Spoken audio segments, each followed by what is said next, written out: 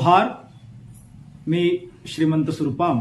आपण पाहत आहात एस भारत न्यूज, जनसामान्याचा आवाज। बातमी आहे गडचिरोली जिल्ह्यातून।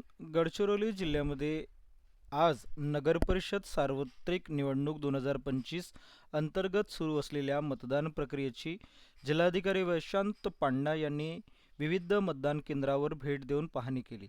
यावेळी मतदार यादी, मतदानाची टक्केवारी, ईव्हीएम मशीनची स्थिती तसेच मतदारासाठी उपलब्ध सुविधा त्यांनी आढावा घेतला व मतदान प्रक्रियेदरम्यान नागरिकांना कोणतीही अडचण येऊ नये याबाबत आवश्यक त्या सूचना दिल्या आहेत।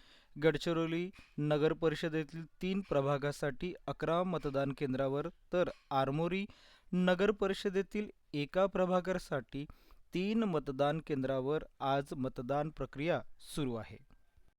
अशाच नवनवीन घडामोडी पाहण्यासाठी आजच आमच्या एस भारत यूट्यूब न्यूज चॅनलला लाईक करा, शेअर करा आणि सबस्क्राईब करा। जोहार।